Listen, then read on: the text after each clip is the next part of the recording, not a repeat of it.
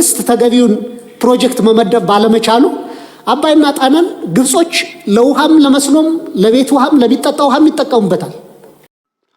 ሰላም ጤና ይስጥልን። በተለመደው መሰረት ሰዓቱን አጫጭር መረጃዎች ይዘን መጥተናል። በባህር ዳር በአባይና በጣና ተከባ ሳምንት ሙሉ አታገኝም። ዶክተር ደሳለኝ ጫኔ ከፓርላማ ከመሰናበታቸው በፊት የሀገሪቱን ባለስልጣናት የሞገቱበት ታሪካዊ ውሎ የምናስቃኝ ይሆናል። ይህ በሉዓላዊ መድረክ ላይ የተሰማው ጠንካራ ድምጾች አይደለም። በሌላ በኩል ኦፌኮ የሰኔ አንዱን ምርጫ የአስመሳይ ድራማ ሲል ውድቅ ማድረጉን እና ዓለም አቀፍ ታዛቢዎች የምርጫ ቀን ቱሪስቶች ማለቱ ውጥረቱን አባብሶታል ተብሏል። ነገሮች ግን በዚህ አላበቁ። አምባሳደር ሬድዋን ሁሴንና አቶ ጌታቸው ረዳ በአልጀዚራ ላይ ጽምዶ የተባለው ጥምረት በቀናት ውስጥ ጥቃት ሊሰነዝር እንደሚችል ሲያስጠነቅቁ፣ ኢዜማ በበኩሉ በህገወጥ ቡድን ላይ አስፈላጊው እርምጃ ሊወሰድ ይገባል ሲል ጥሪ አቅርቧል። ኢትዮጵያ ወዴት እየተጓዘች ነው የሚለው የበርካቶች መነጋገሪያ ሆኖ ቀጥሏል። ሁሉንም ወሳኝ ዝርዝር አሁን በቀጥታ ይዘንላችሁ ቀርበናል። መረጃው ለሁሉም ይደርስ ላይክና ሸር ማድረጋችሁ እንዳዘነጉ በድጋሚ አብረን እንቆይ።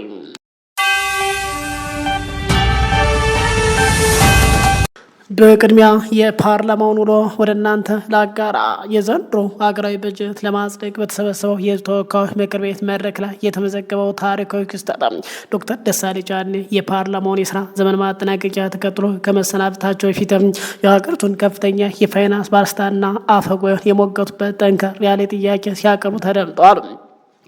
የኢትዮጵያ ህዝብ ተወካዮች ምክር ቤት የዘንድሮ ሀገራዊ በጀት ለማጽደቅ ባካሄደው ስብሰባ ላይ የምክር ቤቱ አባሉ ዶክተር ደሳለኝ ጫኔ ያቀረቧቸው ጠንከር ያሉ ጥያቄዎች በማህበራዊ ሚዲያና በፖለቲካው ምህዳር ላይ ሰፊ መነጋገሪያ ሆኖ ቀጥሏል። የፖለቲካ ታዛቢዎች እንደሚያነሱት ላለፉት 5 እና 6 ዓመታት በኢትዮጵያ ፓርላማ ውስጥ ጠንካራ የሙግትና የቁጥጥር ባህል እንዲሰፍን ከፍተኛ ጥረት ካደረጉም የምክር ቤት አባላት መካከል ዶክተር ደሳለኝ ጫኔ አንዱ እንደሆነ ይነገራል። በባህር ዳር ከተማ ተመርጠው ምክር ቤቱን የተቀላቀሉት ዶክተር ደሳለኝ በተለይ ሌላኛው ጠንካራ ተሟጋች አቶ ክርስቲያን ታደለ በቁጥጥር ስር መዋላቸው ተከትሎ የህዝብን ድምፅና ብሶት ያለ ፍርሃት ለከፍተኛ የመንግስት ባለስልጣናት ለጠቅላይ ሚኒስትር በማቅረብ እንደሚታወቁ ይነገራል። የምክር ቤቱ የውይይት መድረኩ ሕያው በማድረግ ረገድ የዶክተር ደሳለኝ ጫኔ የአቶ ክርስቲያን ታደለና የዶክተር አበባው ተሳትፎ በብዙሃኑ ዘንድ የሚታወስ መሆኑን የሚገልጹ ታዛቢዎችም ዶክተር ደሳለኝ ጫኔ አሁን ካለው ሀገራዊ ፖለቲካ ምህዳርና የስራ ሁኔታዎች አንጻር ከዘንድሮ አጠቃላይ ምርጫ ራሳቸውን ቀደም ብለው ማገለላቸው ይታወሳል። የዛሬው ስብሰባ የተካሄደው የስራ ዘመኑ ሊያጠናቅቅ ጫፍ በደረሰው የፓርላማ ስብሰባ አማካኝነት አዲሱን ሀገራዊ በጀት ለማጽደቅ በተጠራበት ወቅት ነው። በአዳራሹ የነበሩት አብዛኞቹ የምክር ቤት አባላት የቀረበው በጀት በደመቀ ጭብጨባ ባጸደቁበት በዚህ መረቃ ዶክተር ደሳለኝ ጫኔ በተለመደውና ቁርጠኝነት ባለው አካሄዳቸው ለመላው ኢትዮጵያ ሕዝብ የሚሆን ጠንከር ያሉ ጥያቄዎችን ሲሰነዝሩ ተደምጧል። ዶክተር ደሳለኝ ጥያቄዎችን ለምክር ቤት አፈ ጉባኤና ለገንዘብ ሚኒስትር አቶ አህመድ ሽዴ ባቀረቡበት ወቅት የሀገሪቱ ወቅታዊ የኢኮኖሚ ቀውስ፣ የኑሮ ውድነትና የሕዝብን ማህበራዊ ስቃይ ማዕከል ያደረጉ ነጥቦችን አንስተዋል። ንግግራቸው እጅግ ቁም ነገር ያዘለና የከረረ በመሆኑ የገንዘብ ሚኒስትር ጨምሮ በከፍተኛ የኃላፊነት ወንበር ላይ ያሉ ባለስልጣናት ትኩረት ይሳብና አዳራሹን በጸጥታ ያስዋጥ እንደነበር ከስራው የወጡ መረጃዎችና ቪዲዮዎች መመልከት ተችሏል። የዶክተር ደሳለኝ ጫኔ የዛሬው ጠንካራ ተሳትፎ ከምክር ቤቱ ከመሰናበታቸውና የፓርላማ አባልነታቸው ከማጠናቀቃቸው ፊትም ለህዝቡ ውክልና ያላቸው ታማኝነት በድጋሚ ያሳይበት ታሪካዊ አጋጣሚ ሆኖ ተመዝግቧል። የፖለቲካ ተንታኞች እንደሚሉት እንደ ዶክተር ደሳለኝና አቶ ክርስቲያን ታደለ ያሉ የህዝብ ጥያቄ ፊት ለፊት የሚወግቱ ተወካዮች ከፓርላማ መውጣት በምክር ቤቱ የቁጥጥርና የሚዛናዊነት ሚና ላይ የራሱ የሆነ ክፍተት ሊፈጥር ይችላል የሚል ስጋት እንዲያድር አድርጓል። ዶክተር ደሳለኝ ቃል በቃል እንዲህ ሲሉ ዛሬ ፓርላማ ሞግተዋል።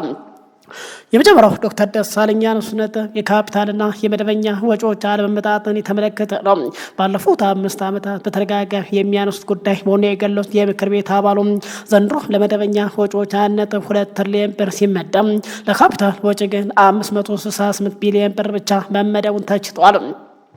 መንግስት ለረጅም ጊዜ ልማትና እድገት የሚያመጡ እንደ ግድቦችና ሃይዌዎች፣ የባቡር መንገዶችና ምርታማነትን የሚያሳድጉ የካፒታል ፕሮጀክቶች ላይ ትኩረት አለመስጠቱን በጀቱ ያሳያል ብሏል። በጀቱን በዶላር ምንዛሬ ሲያሰሉት ለአገናኝ መንገዶች ግንባታ ጥገና የተመደበው 121 ቢሊዮን ብር ኦልሞስት ወደ 0.7 ቢሊዮን ዶላር ለመስኖ ልማት የተመደበው 30 ቢሊዮን ብር ደግሞ ወደ 0.19 ቢሊዮን ዶላር አካባቢ መሆኑን ጠቅሰው ይህ በጀት አንድ ትልቅ መልቲ ፐርፐዝ ግድብ እንኳን ለመገንባት እንደማይበቃ አስረድተዋል። መንግስት ቢሮክራሲውን ለማስኬድ ከሚያወጣው ወጪ ቀንሶ የህዝብን ህይወት የሚቀይር የካፒታል ፕሮጀክቶች ላይ መቼ ነው ትኩረት የሚያደርገው ሲሉ ሞግተዋል።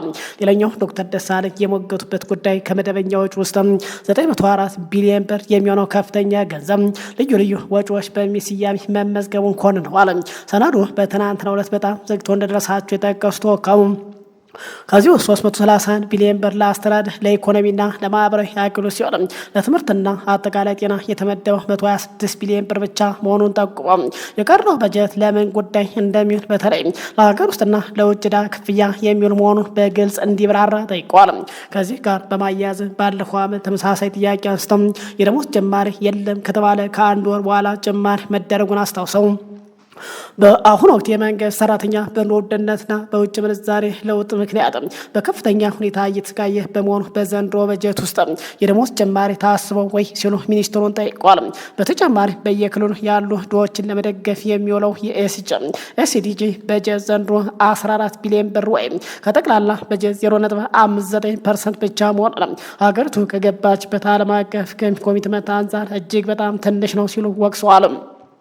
ዶክተር ደሳለኝ ጫኔ በአማራ ክልል ከ10 ዓመታት በላይ የተጓተተ የመስኖ ፕሮጀክትን በመጥቀስ በቁጭት ሲናገሩም ተደምጠዋል። የርብ ወንዝ ግድብ የመገጭና የመገጭ ሰርባ ፕሮጀክቶች ተጠናቀው ለአካባቢ ማህበረሰብ ጥቅም ከመስጠት ይልቅ የባለስልጣናት የቱሪስት መዳረሻ ሆነው ቀርተዋል። ይህ እጅግ አሳዛኝ ሲሉ ተችተዋል። በጎንደር ከተማ የሚኖር አንድ ጠበቃ ጓደኛቸው ጉዳዩን አስመልክቶ እርግማን ሆኗል እኮ እንደ ርፍ ቆመህ ቀረህ እንደማለት ተደርጓል ማለት ነው። ለፓርላማው ያካፈሉት ዶክተር ደሳለኝ የውሃ ሚኒስቴር የረብ ግድብ በቅርቡ ስለማይጠናቀቅ አማራጭ የጣና ፓምፕ ፕሮጀክቱ ለመጠቀም ማቀዳቸውን ጠቅሰው ለዚሁ ተግባር አሁን ካለው የ14 ቢሊዮን ብር በጀት ውስጥ የተያዘ ገንዘብ መኖር አለመኖር ማብራሪያ ጠይቋል። አያይዘው የወልዲያ ኮምቦልቻ ሀራ ገበያ አዋሽ ባቡር ፕሮጀክት ለማጠናቀቅ የተሰረቁ ኢንፍራስትራክቸሮችን ለመተካት በጀት መያዝ ማረጋገጫ ፈልጓል። በመጨረሻም ዶክተር ደሳለኝ የተወከሉበት የባህር ዳር ከተማ ህዝብ የውሃ እጥረት ችግር ለምክር ቤቱ አቅርቧል። ባህር ዳር ከተማ በአባይ ወንዝና በጣና ሐይቅ ላይ የተከበበች ከተማ ብትሆንም ህዝቡ ግን በሳምንት አንድ ቀን እንኳን ሻወር ለመውሰድ የማይችልበት የውሃ እጥረት እንዳለበት በቁጭት ገልጿል። የውሃ ሀብት እያለ መንግስት ተገቢውን ፕሮጀክት መቅረጽ ባለመቻሉም የታችኞቹ የተፋሰሱ ሀገራት አባይ ለሁሉም አገልግሎት ሲጠቀምበት የባህር ዳር ህዝብ ግን ጠምቶት እንደሚኖር አስረድተዋል። በመሆኑ ለኢትዮጵያ ሞዴል ሊሆን የሚችል ከአባይና ከጣና ሐይቅ ዋን ፓምፕ በማድረግና በማጣራት ለባህር ዳር ከተማ 100% የውሃ አቅርቦት የሚያደርስ ትልቅ ፕሮጀክት ለምን ዲዛይን አይደረግም ሲሉ ጠንከር ያለ ጥያቄ አቅርቧል። በተመለከተው መሰረት በርካታ የዶክተር ደሳለኝ ጫኔ ግን በሚኒስትሩ ሳይመለሱ ታልፈዋል። ወደ ቀጣይ መረጃ ወስዳችሁ መንግስት ከቀናት በፊት ዓለም ላይ ያልተደረገ ፍጹም ሰላማዊ አሳታፊ ዲሞክራሲ ታምራዊ ምርጫ መደረጉን በይፋ መግለጹ ይታወሳል። ይባለበት ግን በርካታ የፖለቲካ ፓርቲዎች ክሳቸውን በማሰማት ላይ ሲሆኑ ከክሱ አልፈው ራሳቸውን ከዚህ ምርጫ ማግለላቸውን በይፋ በመግለጽ ላይ ሲሆኑ ከነዚህ መካከል ኦፌኮ አንዱ ሆኗል። የሰኔ አንድ በአውሮፓውያን አቆጣጠር የኢትዮጵያ ብሔራዊ ምርጫ ማግስት የአባባሰ የፖለቲካ ውጥረት የኦፌኮ ፌዴራሊስት ኮንግረስ ኦፌኮ ምርጫውን የአስመሳይ ድራማ ሲል ውድቅ ማድረጉን የአፍሪካ ህብረትና የጋር ታዛቢ የምርጫ ቀን ቱሪስቶች ሲል መውቀሱና በአንጻሩ የጠቅላይ ሚኒስትር ጽሕፈት ቤት የምርጫውን ታማኝ ለመከላከል የሰጠው ይፋዊ ምላሹም በገዢው ፓርቲ አፈጻጸም ላይ ከኢዜማ እንዲሁም በታዛቢ ግኝት ላይ ከአፋባን የተሰነዘረው ተቃራኒ ትችቶች ሀገሪቱ ወደ የትኛው አቅጣጫ እያመራችውን የሚሉ ጥያቄዎች ጠንክሯል። የዜና ምንጮች እንደጠቆሙት ከሀገሪቱ ጥንታዊ የተቃውሞ ጥምረቶች አንዱ የሆነው የኦሮሞ ፌዴራሊስት ኮንግረስ ወይም ኦፌኮ ምርጫው ዘላቂ ሰላም፣ መረጋጋት ወይም ዲሞክራሲ ስርዓት ለሀገሪቱ ፈጽሞ አያመጣም ሲል ውድቅ አድርጎታል። ኦፌኮ ከምርጫ በኋላ በሰጠው ዛሬ ጠንከር ያለ መግለጫ ሂደቱ ከታማኝነት ከተሳትፎና ከፍትሃዊነት መሰረታዊ መስፈርቶች በታች የወደቀ መሆኑን በመጥቀስ ምርጫው የተካሄደው ህጋዊነት በሚያሳጡ አስገዳጅ ሁኔታዎች ውስጥ ነው ሲል ተከራክሯል። የተቃውሞ ቡድኖች ለታማኝ ምርጫ አስቀድሞ በትጥቅ የታገዘ ግጭት እንዲቆም፣ የፖለቲካ እስረኞች እንዲፈቱ፣ የተቃዋሚ ጽሕፈት ቤቶች እንዲከፈቱ፣ ገዳቢ ህጎች እንዲሻሻሉና ገለልተኛ የጸጥታ ኃይሎች እንዲሰማሩ ዝቅተኛ መስፈርት አስቀምጦ እንደነበር መግለጫው ያትታል። ሆኖም ግን እነዚህ ጥያቄዎች ችላ በመባላቸው ምክንያት የእነሱ ተሳትፎ በጥቂት እጩዎች ላይ ብቻ የተገደበና ለሕጉ ካላቸው ክብር የተነሳ የተደረገ ንጹህ ምሳሌያዊ ተሳትፎ ብቻ እንደነበር ተገልጿል። ኦፌኮ በመግለጫው ላይ እንዳስመሰበረበት ከሆነ በኦሮሚያና በአማራ ክልል ክፍሎች ያለው ቀጣይነት ያለው ግጭት ትርጉም ያለው ተሳትፎ እንዳይኖር ማድረጉንም የትግራይ ክልል ደግሞ ከሂደቱ ሙሉ በሙሉ መገለሉን አስታውቋል። በሌሎች አካባቢ የተደረገው ድምፅ አሰጣጥ በአብዛኛው ጥብቅ ጥበቃ በሚደረግበት የከተማ ማዕከላት ላይ የተገደበ እንደነበር፣ የገጠር ተሳትፎ በጸጥታ እጥረት ምክንያት በከፍተኛ ሁኔታ መገደቡን ጠቅሷል። ወይም ሙሉ በሙሉ በገጠሩ ዓለም አልተደረገ ማለት ይቻላል ሲል ገልጿል። ከዚህ በተጨማሪ መራጮችን ማስፈራራት፣ የተቃዋሚ ተወካዮችን ማንገላታት፣ የፓርቲ ወኪሎችን ከምርጫ ጣቢያ ማስወጣትና በምርጫ አስፈጻሚ የተዛባ አካሄድ መታየቱን የመሰሉ መደበኛ ያልሆኑ አሰራሮች መፈጸማቸው ድርጅቱ ከሷል። ምርጫው መሰረታዊ ጉድለቶች የተሞላበት ነበርና ዜጎች የመምረጥ መብታቸው በከፍተኛ ሁኔታ ነፍጓቸዋል ሲል መግለጫው ያትታል። በምርጫው ሂደት ላይ የተሰማራው ዓለም አቀፍ የምልከታ ጥረትን በከፍተኛ ሁኔታ ተነቅፏል። የአፍሪካ ህብረትና የጋድ ልዑካን ከ52,000 በላይ የሚሆን የምርጫ ጣቢያዎች ላይ ከ100 ያልነፉ ታዛቢዎች ማሰማራታቸው የተገለጸ ሲሆን ሽፋኑም ደህንነታቸው በተጠበቀ የከተማ አካባቢዎች ላይ ብቻ ያተኮረ ነበር ሲሉ ወቅሷል። በመሆኑም የእነሱ የመጀመሪያ ደረጃ ግምገማ ድምፅ አሰጣጡን ሰላማዊና ግልጽ ማለቱ ከተጠበቀ ቀጠና የመነጨ አድሏዊነት የሚያንጸባርቅና ከእውነተኛ ታዛቢነት ሚና ይልቅ የምርጫ ቀን ቱሪዝምን የሚያክል ነው ሲሉ ኦፌኮ ተከራክሯል። የአውሮፓ ህብረት የሰጠው የተለየ መግለጫ በቀጥታ ክትትል ላይ ሳይሆንም በርቀት ግምገማ ላይ የተመሰረተ በመሆኑም ዲፕሎማሲያዊ ማባቢያ ሲል ተቾች ውድቅ አድርጎታል። አውዳሚ የእርስ በርስ ጦርነት በብርቱ እየተካሄደ ባለበት ሀገር ላይ የምርጫ ሂደቱ መደረጉ ፍጹም ተቀባይነት የለውም በማለትም ይህ ምርጫ ፈጽሞ በሀገራችን ተቀባይነት የለም፣ ከወዲሁ እኛ የምርጫ ውጤቱን ፈጽሞ አንቀበልም ሲል መግለጫ ሰጥቷል። በትግራይ ጦርነት ሊደረግ መሆኑ እየተገለጸ ይገኛል። የፈሩት ይደርሳል፣ የጠሉት ይወርሳል እንደሚሉት አበው በቀናት ውስጥ አዲስ ቀውስና አምባሳደር ሬድዋን ሁሴንና አቶ ጌታቸው ረዳ በአልጀዚራ ላይ በጋራ ባስነበቡት አስቸኳይ ጽሑፍ ያስነሱት ከፍተኛ ቁጣ ድንጋጤ ጨምሯል። ጽምዶ የተባለ ጥምረት በአስመራ በመቀሌና በሱዳን ባደረጋቸው ድብቅ ስብሰባዎች ወደ ማጥቃት ለመሸጋገር መዘጋጀት ባለስልጣኑ በይፋ አስጠንቅቋል። በሀገራችንና በምስራቅ አፍሪካ ቀጠና ላይ አዲስ የፖለቲካና የጸጥታ ምዕራፍ ሊከፍት የሚችል እጅግ አነጋጋሪ መረጃ ወጥቷል። የዜና ምንጮች እንዳመላከቱት የብሔራዊ መረጃ ደህንነት አገልግሎት ዳይሬክተር አምባሳደር ሬድዋን ሁሴንና የጠቅላይ ሚኒስትር የምስራቅ አፍሪካ ጉዳይ አማካሪ መሆናቸው የሚነገርላቸው የስምረት ፓርቲ ፕሬዚዳንት አቶ ጌታቸው ረዳ በአልጀዚራ ላይ በጋራ ባስነበቡት ጽሑፍ በፌዴራል መንግስት ላይ ጥቃት ሊሰነዘር እንደሚችል ከፍተኛ ማስጠንቀቂያም ሰጥተዋል። ባለስልጣናቱ ጽምዶ በሚል ቅንጅት የፈጠሩ ኃይሎች ኢትዮጵያ ዳግም ወደ ከረረ ግጭት ጎትተው ለማስገባት እየተንቀሳቀሱ መሆኑን ጠቁሟል። እንደ ጽሑፍ ትንተና ከሆነ በአስመራ በመቀሌና በሱዳን በድብቅና ግልጽ በሆኑ ስብሰባዎች ላይ የተፈጠረው የዚህ ኃይል ጥምረት በአሁኑ ወቅት ወደ ማጥቃት ደረጃ ለመሸጋገር ሙሉ ዝግጅቱን አጠናቋል ሲሉ ገልጸዋል። ይህ አዲስ የኃይል አሰላለፍ የፕሪቶሪያ የሰላም ስምምነት መርሆች በግልጽ የሚጥስ ነው ሲሉም ባለስልጣናቱ በጽሑፋቸው ላይ አብራርተዋል። አምባሳደር ሬድዋን ሁሴንና አቶ ጌታቸው ረዳ አክለው እንደገለጹት በዚህ የጦርነት ዝግጅትና እንቅስቃሴ ውስጥ የኤርትራ መንግስት በግልጽ እየተሳተፈበት ይገኛል ሲሉ ከሰዋል። እንደ ባለስልጣናቱ ገለጻ ምንም እንኳ የትግራይ ህዝብ አዲስ የጦርነት አጀንዳዎችና ግጭቶችን በግልጽ ውድቅ ቢያደርግም ታጣቂ ቡድን ቀደም የግጭት መቀስቀሻ አባዜ አልተወም ሲሉ ከሰዋል። ባለስልጣናቱ ግን የትግራይ ህዝብ ግጭት አይፈልግም ከማለቱ ውጭ ጋር በድሮን በመመታት ላይ ያለ የኢትዮጵያ ግጭት ስለመፈለጉ አለመፈለጉ ያሉት ነገር የለም። በጽሁፉ ላይ እንደተጠቀሰው ታጣቂ ቡድን ከቀጠናው አጋሮች በቀጥታ በሚያገኛቸው ድጋፍ ከፍተኛ ቁጥር ያለው ተዋጊ ኃይል የመመልመልና የማሰልጠንና የማስታጠቅ ስራዎች በስፋት እየቀጠለበት ይገኛል አለ። ታዛቢዎች እንደሚሉት ይህ የከፍተኛ ባለስልጣናት የጋራ ጽሁፍና ይፋዊ ወቀሳ ቀጠናው ምን ያህል ስሱና አሳሳቢ ወደሆነ ዲፕሎማሲ ውጥረት ውስጥ መሸጋገሩ የሚያሳይ ማረጋገጫ ብለውታል።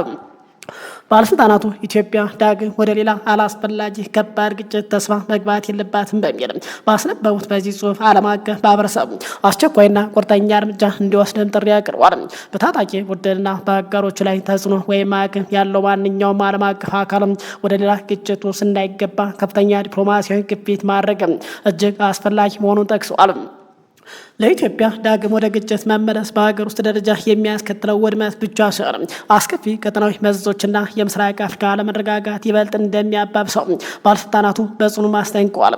በርካታ የፖለቲካ ተንታኝ እንደሚሉት ግን በቅርቡ የተስተዋሉ የተለያዩ የሽምግልናና የውይይት ጉዞዎች መነሻቸው ይህንን እየመጣ ያለው ከባድ ቀውስ አስቀድሞ ለመከላከል የተደረገ ጥረቶች አካል ሊሆን እንደሚችል ግምታቸውን እየሰነዘሩ ይገኛሉ።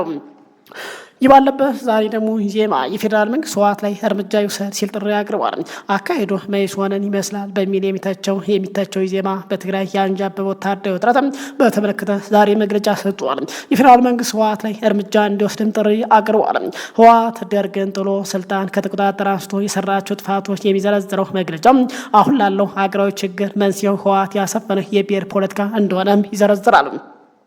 ለፕሪቶሪያ ስምምነት አለመተግበር ለተፈናቃዮች አለመለስ ህወሓትን ብቻ ተጠያቂ ያደርገው የፓርቲው መግለጫ ይህንን ኃይል በቃ ማለትና በትግራይ ያሉ ወገኖችን ከማያባራ መከራ መታደግ የሁላችን ኢትዮጵያ የጋራ የቤት ስራ ሊሆን ይገባል፣ ጦርነት ሳይጀመር በፊት ማስቆም ይገባል ሲል ጥሪ አቅርቧል።